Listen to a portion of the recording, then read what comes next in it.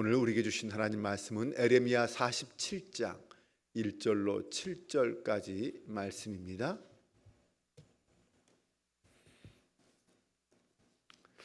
에레미야 47장 1절로 7절까지 말씀.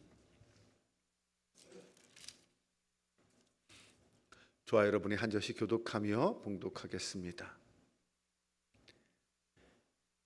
이것은 바로가 가사를 치기 전에 주님께서 블레셋 사람을 두고 예언자 에레미야에게 하신 말씀이다.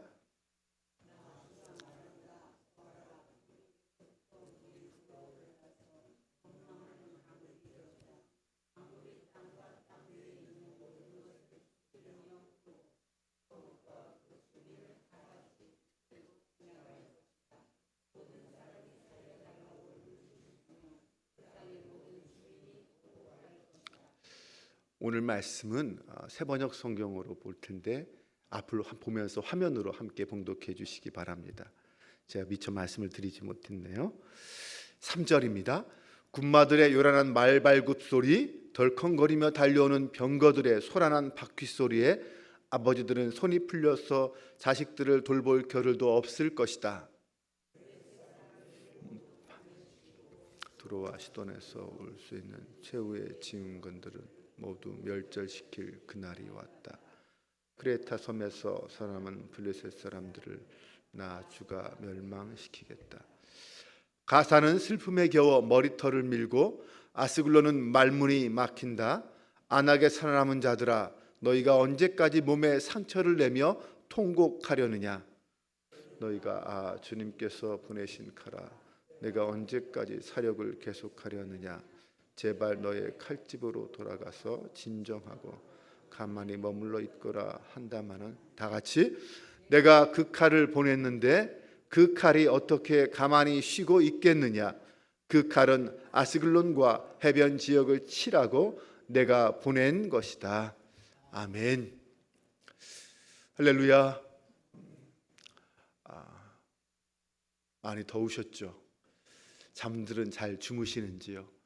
무더위 가운데 늘 주님의 인도와 돌보심 속에 평안한 하루하루가 되시기를 주님의 이름으로 축원합니다. 에레미야 47장은 이 블레셋에 대한 하나님의 심판을 이야기하고 있습니다.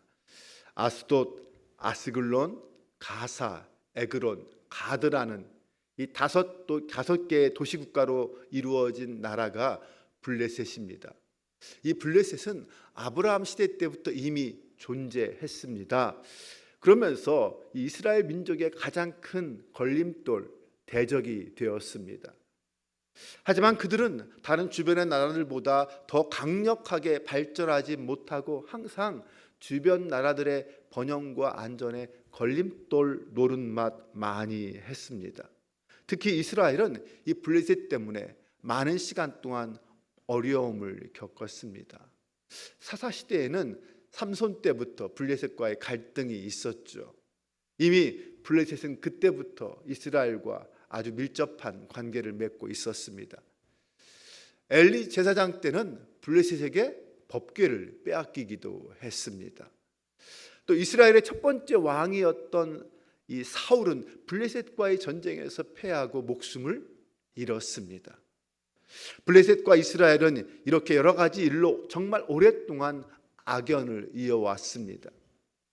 오늘 47장은 하나님이 그런 블레셋을 향하여 심판을 명하십니다. 하나님이 그렇게 블레셋을 심판하시는 이유가 무엇일까요? 첫 번째, 그것은 그들이 하나님의 주권에 도전했기 때문입니다. 2절 말씀에 보면 북쪽에서 일어나는 물이라는 말이 나옵니다. 북쪽에서 일어나는 물, 그것은 바로 바벨론을 가리킵니다. 즉 하나님은 이 블레셋을 치는 하나님의 심판의 대리자로 바벨론을 사용하신다라는 말입니다. 그렇게 이 바벨론을 통하여 블레셋에 대한 심판이 임하기 시작하면 그 땅에는 부르짖는 소리, 울부짖는 소리가 가득하게 될 거다, 이렇게 말씀합니다. 그런데 문제는 그렇게 아무리 부르짖고 울부짖고 통곡해도 아무도 듣지 않으신다는 거죠. 하나님도 듣지 않으십니다. 결국 블레셋은 이 바벨론의 군마와 병건들에 의해서 철저하게 멸망당한다라고 말합니다. 심판날이 되면 도울 자도 없고 할 수 있는 일도 없습니다. 숨을 곳도 없어집니다. 남는 것은 오직 절망과 멸망뿐입니다. 죽음뿐이죠. 하나님이 에레미야에게 그렇게 블레셋의 암울한 미래를 예언하게 하신 이유가 무엇일까요? 그것은 그들이 하나님의 권위에 복종하지 않았기 때문입니다. 블레셋은 열방을 향한 하나님의 심판을 보고도 하나님의 뜻에 굴복하지 않았습니다. 오히려 그들은 하나님께 철저하게 저항했습니다. 그들은 하나님의 심판을 보면서도 그 심판이 언젠가는 끝날 것이다 라고 말하면서 오히려 하나님의 뜻을 조롱했습니다. 6절 말씀에 보면 이런 말씀이 나옵니다. 너희가 주님께서 보내신 칼아, 내가 언제까지 사륙을 계속하려느냐? 제발 너희 칼집으로 돌아가서 진정하고 가만히 머물러 있거라. 하나님께서 심판의 칼을 보냈는데 그 심판의 칼을 향하여 뭐라고 말합니까? 제발 돌아가서 가만히 있어라. 오히려 그 심판의 칼을 향해 명령을 하고 있습니다. 하나님의 주권적 역사에 대하여 인간이 그런 것들을 다 이해하기는 어렵습니다. 그저 인간은 하나님이 행하시는 일에 순응하며 그 뜻에 굴복하는 것이 인간이 해야 할 본분입니다. 그런데 블레셋은 하나님이 하시는 일을 인간의 이성으로 판단하고 저항하고 교만한 모습을 보여주었습니다. 이런 블레셋의 모습이 바로 일반적으로 하나님을 믿지 않는 자들의 태도입니다. 대부분의 사람들은 자기 인생에 고난이 임하면 하나님을 원망합니다. 하나님을 알지도 못하는 사람들이고 평상시에는 오히려 하나님을 인정하지도 않으면서 그들은 하나님의 심판대 앞에 서게 되면 신기하게도 하나님을 찾습니다. 그런데 인간들은 안타깝게도 그 심판의 칼날 앞에서 회개하고 하나님께 돌아오는 것이 아니라 오히려 그 칼을 향하여서 명령하려고 합니다. 블레셋처럼 말입니다. 스스로 자신이 끝까지 자신의 삶과 자신의 역사의 주인이 되겠다라는 것이죠. 이것이 바로 죄인인 인간의 무서운 교만입니다. 인간은 결국 그 교만 때문에 하나님의 심판을 받는 것입니다. 하나님은 그런 블레셋의 교만을 오랫동안 인내하면서 기다리셨습니다. 하나님을 믿고 그분께 돌아가지 않으면 그 심판의 칼은 결코 멈추지 않습니다. 잠언 16장 18절에 보면 교만은 패망의 선봉이라고 했습니다. 하나님의 뜻에 순종하지 않는 교만한 자에 대하여 하나님은 오래 참으시지만 영원히 참지는 않으신다는 것이죠. 끝내 마지막 결론은 심판이라는 것입니다.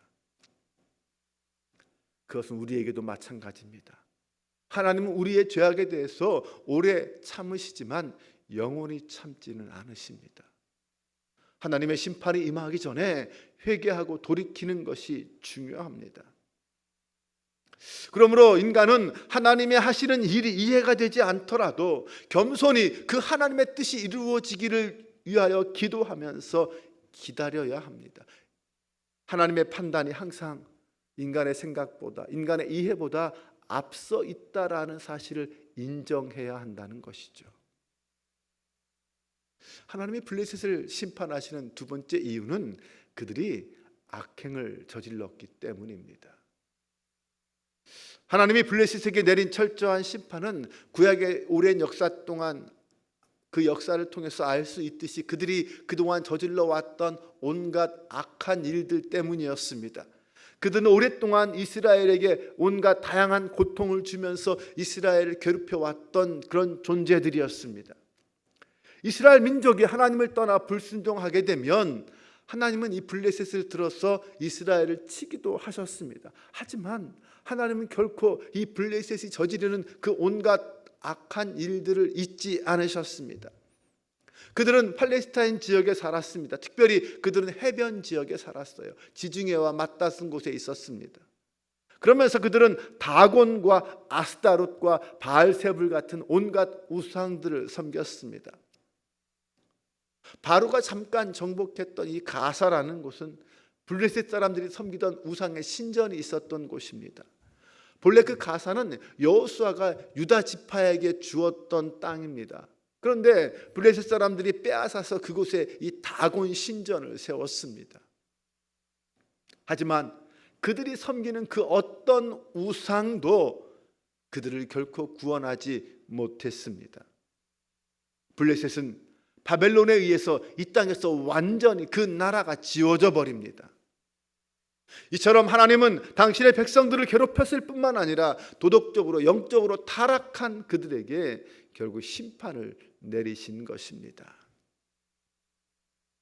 성도로서 우리가 이 땅을 살아가면서 때론 박해를 만날 때가 있습니다.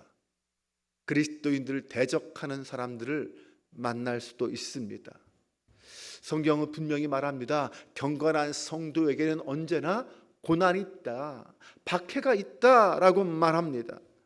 세상의 핍박 속에서 성도들이 기억해야 할 것이 있습니다. 그것은 하나님은 언제나 그 고통을 헤아리고 계시다는 것입니다. 그리고 때가 되면 우리의 대적들을 향하여 단호한 심판, 징계를 내리신다는 것입니다. 그러므로 우리가 그리스도인으로서 이 땅을 살아갈 때 결코 이 땅에서 겪는 어려움이나 고난 때문에 위축되거나 흔들리지 말아야 합니다. 그리고 우리의 대적들을 향하여 그들과 직접 맞닥뜨려 싸우기보다는 우리의 억울함, 우리의 고통을 알아주시고 갚아주시는 그 하나님의 손에 심판을 맡겨야 합니다. 하나님은 우리의 억울함을 아시고 친히 그 모든 심판을 갚아주시는 분이라는 사실을 믿으시기 바랍니다. 이 세상에서 경건하게 살고자 하는 성도에게는 언제나 고난과 박해가 따릅니다. 하지만 하나님은 성도들의 그런 고난과 박해를 결코 외면하지 않으십니다. 그렇기 때문에 억울한 일을 당하면 자신 스스로 그 일을 해결하려 하기보다는 모든 것을 선악간에 판단하시는 하나님께 먼저 맡기시기 바랍니다. 그리고 고통당하는 성도들에게 하나님의 긍휼하심이 임할 수 있도록 기도하는 우리가 되었으면 좋겠습니다. 바라기는 오늘도 하나님 앞에 믿음으로 기도하며 겸손하게 순종하는 하루가 될 수 있기를 주님의 이름으로 축원합니다. 기도하겠습니다. 하나님,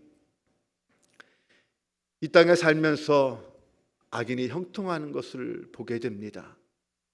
그러나 그 순간 낙심하지 말고 심판의 하나님을 기억하게 하옵소서. 반드시 그들에게 하나님의 칼이 임한다는 사실을 믿습니다. 사랑의 하나님, 우리는 성도로서 결코 교만하지 않기를 소망합니다. 선포되는 말씀 앞에서 늘 겸손하게 순종하는 성도로 살기를 소망합니다. 블레셋의 불순종과 악행을 잊지 말게 하옵소서. 그들이 어떻게 이 지구상에서 사라졌는지 알게 하시고 하나님 없는 인생의 끝이 어떠한가를 깨닫게 하여 주옵소서.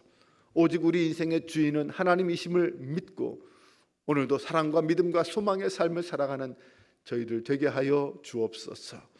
우리 주 예수 그리스도의 이름으로 기도합니다. 아멘.